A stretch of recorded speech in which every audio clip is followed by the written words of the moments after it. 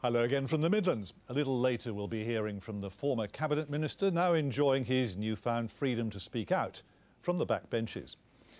First though, you may be surprised, as I was, to discover that if you live in Wolverhampton, you have faster internet connections than they do in London. So there, well, that's according to the communications regulator Ofcom.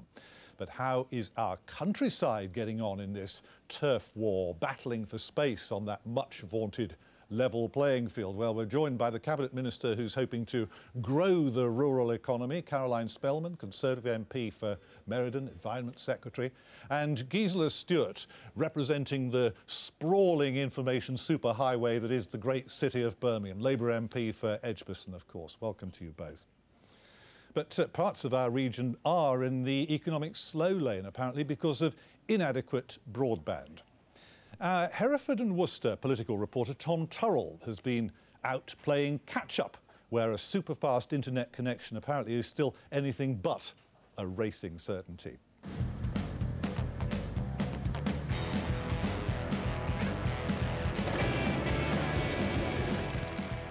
Here at Herefordshire Raceway, the go-karts can get up to 45 miles per hour in just 5 seconds.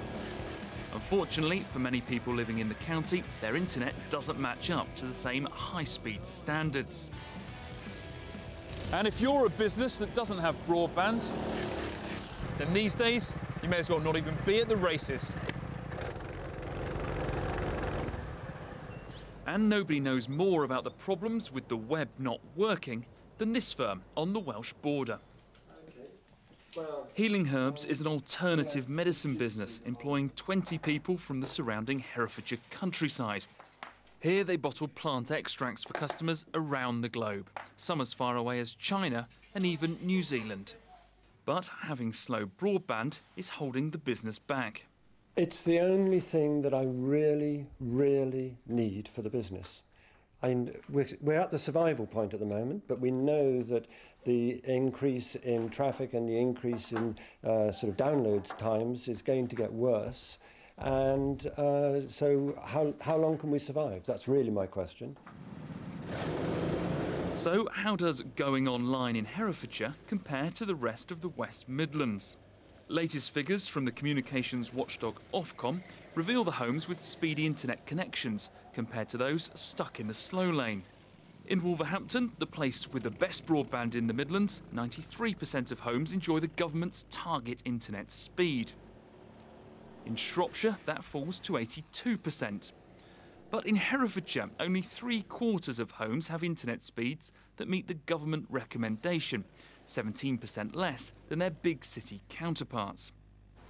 And that's the gap the government's trying to bridge with a £500 million project to give rural communities a helping hand. Pilots will go ahead in the Highlands and Islands, North Yorkshire, Cumbria and Herefordshire. All of this will help encourage the growth of our creative industries as a key part of the new economy we are seeking to build. A year after the pilot was announced and plans to roll out broadband to parts of Herefordshire and Gloucestershire are well underway. When it's in place, it'll mean homes around here won't have any problem watching the BBC iPlayer. It'll change absolutely everything. It'll change it environmentally, people will be able to work at home. It'll change it socially, people's shopping habits will change, education will be delivered over broadband, and economically, it'll make a huge difference to our businesses. Across the border in Worcestershire is the village of Martley. 5 years ago, people here got so fed up with their broadband that they decided to take matters into their own hands. 60 homes clubbed together to set up their own wireless network by tapping into an exchange a few miles down the road. Meet the Johnsons. They're one of the families who are reaping the benefits from the scheme. It used to be so slow beforehand that we didn't even bother using it because the websites used to take too long to come up. But now it's really quite quick, so the websites come up instantly. So we're using it for everything, really. The children use it for their homework, use it for banking, we use it for comparison websites or anything like that. So the government continues full throttle in its race to get our broadband up to speed, promising a future in which we'll all be internet winners. Tom Turrell. And incidentally, the Deputy Leader of Staffordshire County Council, Ian Parry, has told us that he thinks good broadband access is as important to rural communities as water. Caroline Spellman, yeah, we get the message, but that is maybe just the merest hint of an overstatement, isn't it? Well, you're distinctly disadvantaged if you haven't got internet access. Farmers are expected to file their forms online.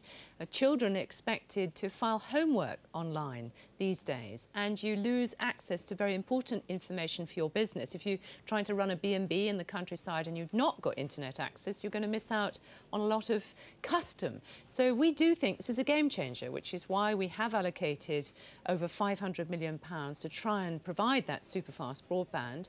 But also, the example of Martley, that village, shows that a community can also help themselves, and we hope soon to announce a fund so that kind of community broadband project can be more widespread. Let me remind you of what you said to your party conference a few months ago in Manchester. You said that Labour's legacy to rural England and rural Britain was, and I quote, years of opportunities squandered in the absence of modern-day basics like broadband. Can you look Gisela Stewart in the eye and say that really is your view of Labour's record? Well, it is a question of catch-up. We are behind other European countries. In fact, we're behind some of the emerging economies in terms of the speed of rollout. But Jeremy Hunt has said by 2015 we want super-fast broadband throughout the countryside, and that is our aim. Gisela Stewart, there you are. Labour neglected the countryside and this government is putting over £500 million into it. No, and the greatest respect, you know, party conference speeches are always one thing. We talk to our own side, and you may be picking an argument here between us, which actually isn't. You're not saying we shouldn't take them as read. No. Talking to a slightly different audience, I think successive governments have realised that in terms of economic competitiveness, modern technologies are absolutely vital. The creative industries play a vital part, and to allow people to actually work in the countryside and be able to stay there and have access to information is vital. And we started with the cities, and I think it's, you know, if you want to say could we have done it quicker, well, most of the time you could have done things quicker or slower. And I'm not even sure that we're really so far behind what's happening in continental Europe. I think in terms of a countrywide coverage of such things as broadband, we are doing pretty well. So are you willing to then congratulate the government on this pilot that we've seen there in Herefordshire, a step in the right direction? It is a step in the right direction. Ah, so you're willing to offer applaud? I think the councillor made a very good point. It's a game changer. Yeah. People would actually quite like to live in the countryside, set up a business and run it from that country location. But you can't if you haven't got access to the internet. So this is a really important choice, despite hard times, is a commitment so that people have super-fast broadband access and can work from home in the countryside. Does it have to be fast broadband, though? Because we've seen that Wolverhampton apparently gets a better service out of this than London, and yet no one can say it's actually holding the capital back against the Black Country, surely. No, I think it does have to be fast broadband. It's one of those things that once you're used to better service, then you simply will not step back.